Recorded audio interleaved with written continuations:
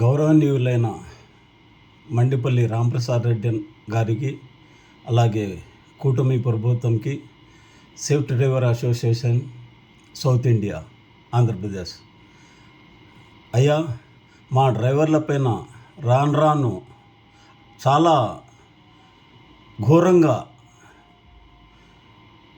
కొందరు దుర్మార్గులు, కొందరే, అందరూ కాదు సుమా, కొందరే పోగిరి ఎదవలు డ్రైవర్ల విలువ తెలియకుండా డ్రైవర్లని చితక చాలా దారుణంగా కొడతా ఉంటారు, తిడతా ఉంటారు. ముఖ్యంగా ఆర్టీసీ బస్సు డ్రైవర్లను టార్గెట్ చేసుకొని కొందరు దుర్మార్గులు చాలా దారుణాలకి పాల్పడుతూ ఉంటారు. అలాంటి వారికి చట్టపరంగా మీరు శిక్షించాలని కోరడమైనది. అలాగే ఈ ఫ్రీ బస్సు వల్ల ఆర్టీసీకి లాభం ఉండాది, కానీ రాష్ట్రానికి, ప్రభుత్వానికి చాలా వరకు నష్టమే ఉండాది.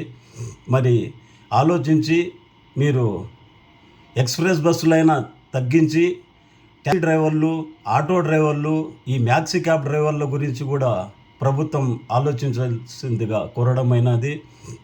అలాగే ఒక చట్టం తీసుకొని రండి సార్, మీరు ఒక చట్టం తీసుకొని రండి. డ్రైవర్ల పైన దాడులు జరుగుతూ ఉంటాయి, చూస్తూ ఉంటారు. కడప జిల్లా మైదుగూరులో కూడా జరిగింది దాడి. రాజంపేట తిరుపతి మధ్యలో జరిగింది దాడి. ఇట్లా రోజుకు ఒక చోట దాడులు జరుగుతూ ఉంటాయి. ఈ దాడుల్లోని మేము మా సంఘం ద్వారా ఖండిస్తూ ఉంటాము. మరి విన్నపం ఏమంటే మా డ్రైవర్ల పైన దాడులు ఆపండి సార్, దయచేసి. ఒక 49 సీట్లు కెపాసిటీ ఉండే బస్సులో 120 మంది ఎలాగే ఎక్కించుకొని డ్రైవింగ్ చేయాలా సార్ డ్రైవరు? మరి ఎక్కించుకోకుంటే తిట్టారు, కొట్టడము, ప్రాణాలు సైతం తీయడము.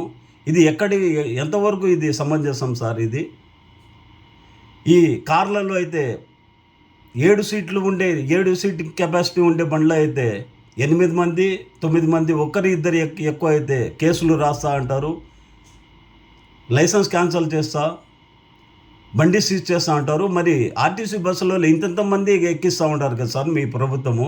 మరి దీనికేం చర్యలు ఉండవా? ఈ ఆర్టీసీ ఎండీకి మీరేం చెప్పలేదా కెపాసిటీకి మించి ఎక్కకూడదని? చూడండి సార్, ఇలాగైతే మా సంస్థలు చూస్తూ మా డ్రైవర్లకి అన్యాయం జరుగుతూ ఉంటే ఊరుకునేది లేదు సార్. జై హింద్, జై భీమ్, జై సేఫ్టీ డ్రైవర్ అసోసియేషన్. నమస్కారం సార్.